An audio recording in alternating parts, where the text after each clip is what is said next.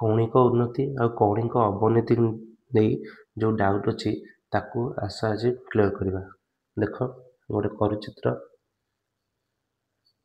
देख ये गोटे जब ये गोटे भाव गोटे स्तंभ थुआई है ये गोटे स्तंभ यहाँ तार समतल गोटे रश्मि अंकन कराई। ये तुम कौन अच्छी ना ये तुम आखिटा अच्छी बुझे तो ये तुम कौन अच्छी आखिटा अच्छी जो आम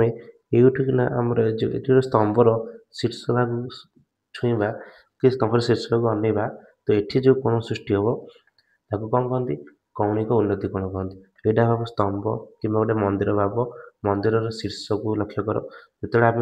भूल भाव में आम मंदिर शीर्ष को लक्ष्य करुचे ये जो कोण सृष्टि होती है कहती कौणिक उन्नति कहती बुझल। तो तुम तले थी तुम से स्तंभ को अनौच तो यहाँ हूँ कौणिक उन्नति। आ कौणिक अवनति कौन ना तुम ऊपर अच्छ तुम पहाड़ उपर अच्छ कि कौटे अच्छ तो तुम तले थी गोटे कौन कर गोटे विद्युत लक्ष्य कर कि गोटे वस्तु को लक्ष्य कर तो ସେଇଟା हूँ कौणिक अवनति। देख एठी जो कोण सृष्टि कला यहाँ कौन कहते कौणिक अवनति एठी जो कोण सृष्टि करुच्ची यहाँ हूँ कौणिक उन्नति। एठी कौन ना आम गोटे पहाड़ उपर ठियाचे बुझुना ये आम पहाड़ उपर ठियाचे तो पहाड़ उपर गोटे वस्तु गोटे अच्छी भूलम भाव गोटे वस्तु अच्छी माने आमर समतल गोटे वस्तु अच्छी तो से पहाड़ उपर आम वस्तु को लक्ष्य करुचे तो ये जो कौन सृष्टि होची सेटा कौन कहते कौणिक अवनति। तो यहाँ जो थीटा है ये केते हम थीटा हम बुझिपाल। तो चलो दीटा क्वेश्चन आम करनवा।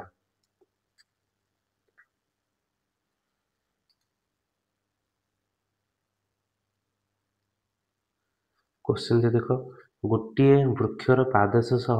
एक समतल एवं यहाँ 120 मीटर दूर में अवस्थित कौणिक कौन सी बिंदु रे वृक्षर अग्रभाग कौणिक उन्नतिर परिमाण 30 डिग्री हेले वृक्षर उच्चता निर्णय करा से कौन कही ना गोटे वृक्षर पादेश गोटे वृक्ष मनकर ये अच्छी बुझे यहाँ हूँ गोटे वृक्ष लक्ष्य कर गोटे वृक्षर क्वेश्चन गला गोटे वृक्षर पादेश सह एक समतल माने पादेश ठार 120 सेंटीमीटर दूर में कौन कराई दूर अवस्था कौन सी एक बिंदु ये बिंदु ए वृक्ष प्रति कौणिक उन्नति के 30 डिग्री ये 30 डिग्री हेले आमर वृक्षर उच्चता पचार मनकर यहाँ ए यहाँ बी यहाँ मनकर सी तो तुम कौन पचार ना ये वृक्षर ए बी के पचार ए बी माने वृक्षर उच्चता के पचार बुझे तो ए के वृक्षर उच्चता पचारे आम कौन करवा ना ये पकेबा tan 30 डिग्री tan 30 डिग्री के हम ना A B by B C A B रूल्य जाने tan 30 डिग्री मूल्य के 1/√3 इक्वाल्स टू ए बी मूल्य के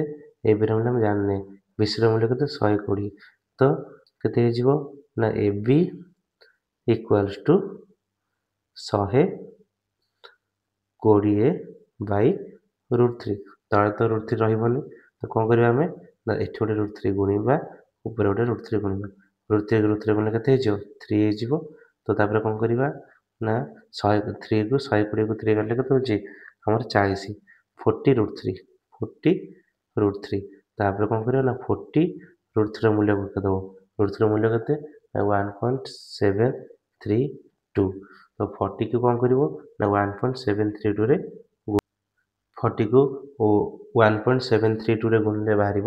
69.28 meter this is your answer 69.28 meter. देख कौणिक अवनति में गोटे क्वेश्चन देखा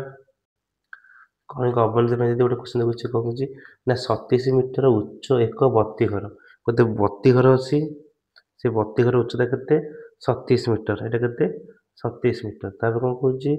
ना बत्ती घर शीर्ष रू एक जहाजर कौणिक उन्नति गोटे समतल गोटे कौन जहाज थी तो सीठी कौन कह कौणिक अवनति कही 30 डिग्री देख ये अभिलम्ब भाव में गोटे यहाँ आम आखि अच्छे यहाँ आम बत्ती घर ठियाचे तो बत्ती घर ये जहाज जाऊँगी से जहाज को लक्ष्य करुचे तो सीठी कौणिक अवनति के हम ना 30 डिग्री हम यहाँ यदि 30 डिग्री हुए तो यहाँ के हम 30 डिग्री यहाँ हूँ ए यहाँ हूँ बी यहाँ हूँ सी तो सहीटा 30 यहाँ के 30 डिग्री पचार कौन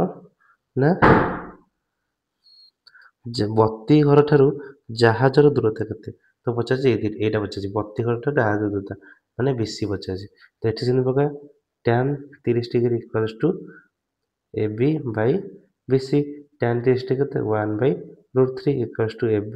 ଏବିର ମୂଲ୍ୟ କେତେ ଦେଇଛି 27/BC then BC is equal to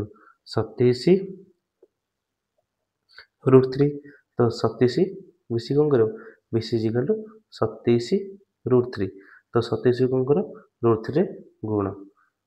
27 ନା 30 ଦେଇଥିଲା ସେଇଟା 27 ତ BC କ'ଣ କର 27√3 ଗୁଣିବ ତ 27 କ'ଣ କରିବ √3 ଗୁଣିବ ଯେତିକି 1.732 ଯେତିକି ହେଲେ ସେଇଟା ତମର ଆନ୍ସର ବୁଝିଲା ତ।